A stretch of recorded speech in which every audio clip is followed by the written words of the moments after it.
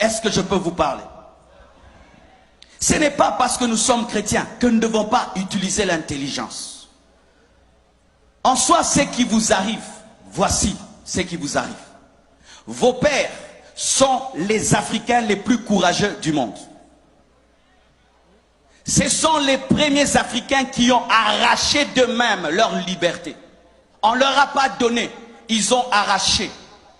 Et l'homme dont vous parlez dans votre histoire, Toussaint Louverture, a tenu tête face à Napoléon Bonaparte, qui était un grand empereur. Il a même vaincu dans une bataille. Et c'était un mauvais signe pour le monde. Et ça allait se répercuter sur toute l'Afrique. L'homme noir allait dire qu'il peut. C'est pourquoi la communauté étrangère s'est liguée contre vous. C'est ça la vérité. Vous voyez que des démons.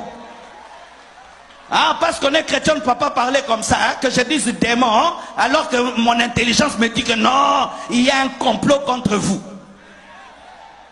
Il y a un complot contre vous pour que vous ne soyez pas des modèles pour les Congolais, pour les Béninois, pour tous les autres Africains qui puissent dire nous pouvons s'y tenir tête et poursuivre notre destinée. C'est pourquoi on vous combat, on vous assiège pour vous appauvrir afin qu'on dise si tu te libères, tu seras comme eux. C'est ça la vérité.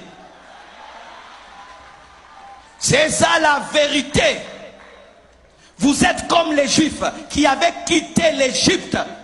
Et maintenant, Pharaon est en train de vous poursuivre pour vous ramener en Égypte. C'est ce qui vous arrive. On veut vous ramener économiquement et politiquement.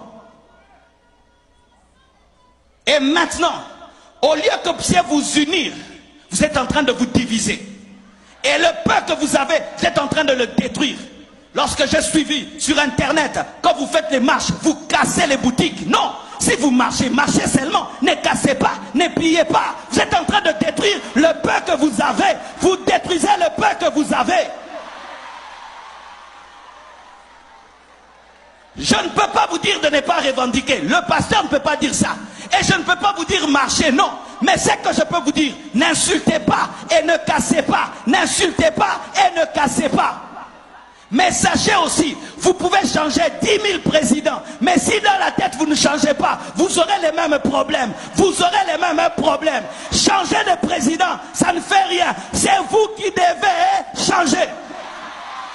Vous avez déjà eu combien de présidents? Combien de coups d'État? Combien?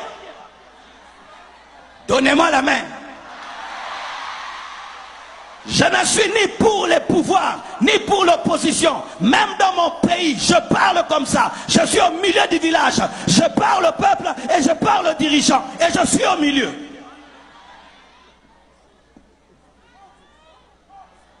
Tu marches, tu viens dans ma boutique, tu me prends tout. Est-ce que ça c'est marcher encore? Tu marches et puis tu brûles ma voiture. Ça c'est encore marcher. Qu'est-ce que moi je t'ai fait? Qu'est-ce que ma voiture t'a fait? Qu'est-ce que ma boutique t'a fait? Ne commettez pas l'erreur que nous on a commis au Congo. Vous savez ce que nous on a fait au Congo? On a marché comme ça et puis on a pillé. On a pillé les plus grandes entreprises. On a pillé la zone industrielle. Et notre économie a reculé fois 100. Et la zone industrielle aujourd'hui est devenue une zone résidentielle. Qui ont détruit nous-mêmes? Et quelle force? On pouvait voir un Congolais qui transporte lui-même un congélateur. Cette force-là que tu as pour piller, tu ne peux pas l'utiliser pour travailler. La force que tu as là pour transporter des congélateurs, tu ne peux pas l'utiliser pour travailler et développer ton pays.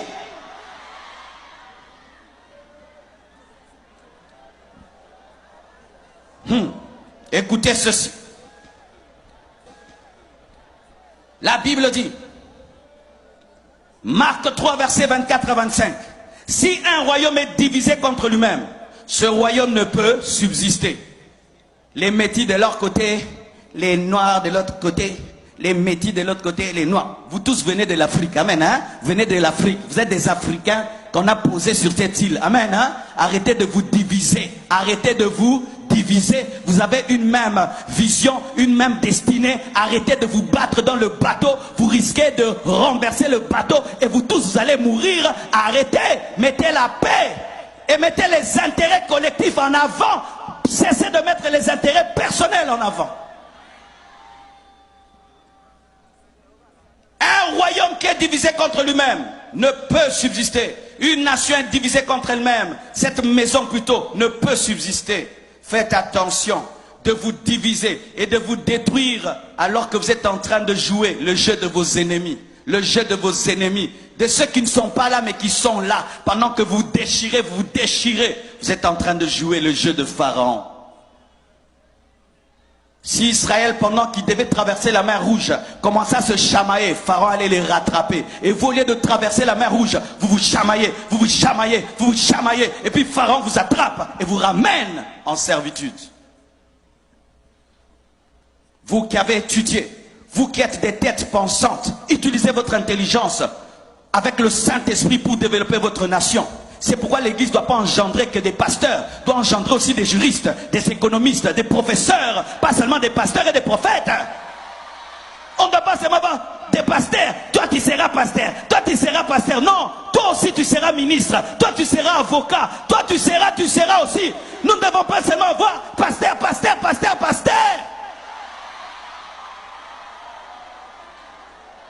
Nous ne devons pas seulement engendrer des églises, nous devons aussi engendrer des entreprises, pas seulement des églises, des écoles, des hôpitaux, des entreprises, pas seulement des églises. Nous devons avoir des chrétiens qui sont des sénateurs, qui sont des députés.